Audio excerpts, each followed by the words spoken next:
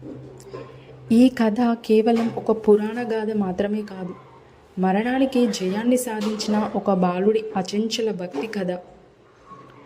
భోళాశంకరుడు తన భక్తుడి కోసం యముడినే శిక్షించిన మహా అద్భుత కథ.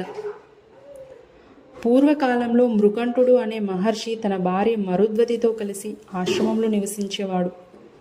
అతనికి అన్నీ ఉన్నా ఒకే ఒక లోటు, సంతానం లేకపోవడం. రోజు శివలింగం ముందు కూర్చొని కఠోర తపస్సు చేసేవాడు.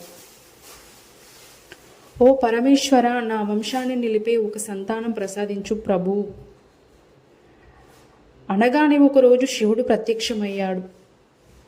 శివుడు మృకంఠుడితో ఇలా అన్నాడు, మహర్షి, నీకు 2 వరాలు ఇస్తాను. ఒకటి, దీర్ఘాయువు కలిగిన మూర్ఖుడైన కుమారుడు, లేదా రెండవది అతి జ్ఞానవంతుడైనా కానీ 16 ఏళ్ల ఆయుష్ మాత్రమే కలిగిన కుమారుడు. మృకంఠుడు క్షణం కూడా ఆలోచించలేదు. ప్రభు, జ్ఞానం లేని జీవితం కన్నా తక్కువ ఆయుష్ అయిన గుణంతో నిండిన జీవితం మేలైనది. అనగానే శివుడు చిరునవ్వుతో ఆశీర్వదించాడు. కొంతకాలానికి మరుద్వతికి కుమారుడు జన్మించాడు. అతనికి మార్కండేయుడు అని నామకరణం చేశారు. చిన్న వయసులోనే వేదాలు, శాస్త్రాలు, శివభక్తి అన్నీ నేర్చుకున్నాడు. రోజు శివలింగానికి అభిషేకం, బిల్వదళాలతో పూజ, ఓం నమ శివాయ జపం. ఆ బాలుడి భక్తిని చూసి దేవతలే ఆశ్చర్యపోయేవారు. 16వ ఏట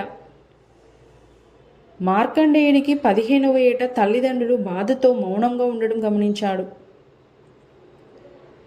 నాన్న, మీరు ఎందుకు ఇలా బాధపడుతున్నారు అని ప్రశ్నించాడు.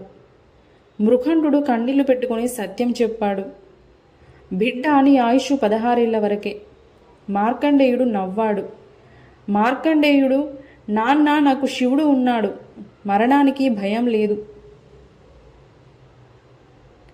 16వ ఏట మార్కండేయుడు శివలింగాన్ని ఆలింగనం చేసుకుని ధ్యానంలో లీనమయ్యాడు. అదే సమయంలో యమధర్మరాజు తన భయంకర రూపంతో వచ్చాడు. మార్కండేయ, నీ కాలం పూర్తయింది. మార్కండేయుడు భయపడలేదు. నేను శివుని శరణు కోరాను, నన్ను తీసుకెళ్లే హక్కు నీకు లేదు అన్నాడు. యముడు కోపంతో పాశం విసిరాడు. యమపాశం మార్కండేయుడిని కాకుండా శివలింగాన్ని తాకింది. ఆ క్షణమే శివలింగం నుండి ఉగ్రరూపంలో కాలాంతకుడు శివుడు ప్రత్యక్షమయ్యాడు. ఆకాశం కంపించింది, భూమి వణికింది. నా భక్తుడిని తాకే ధైర్యం నీకు ఎలా వచ్చింది యమా? శివుడు త్రిశూలంతో యముణ్ణి శిక్షించాడు. యముడు భయంతో నేలపై పడిపోయాడు. దేవతలంతా ప్రార్థించగా శివుడు శాంతించాడు. మార్కండేయ, నీ భక్తికి నేను బందీని. నీవు చావులేని వాడివి అవుతావు. మార్కండేయుడికి చిరంజీవత్వం ప్రసాదించాడు. అతడు శివుని పాదాల వద్ద సాష్టాంగ నమస్కారం చేశాడు. ఈ కథ మనకు చెప్పేది ఏంటంటే, నిజమైన భక్తికి దేవుడే రక్షకుడు. భయం లేని విశ్వాసమే అసలైన శక్తి. శివభక్తుడిని మరణం కూడా ఓడించలేకపోయింది.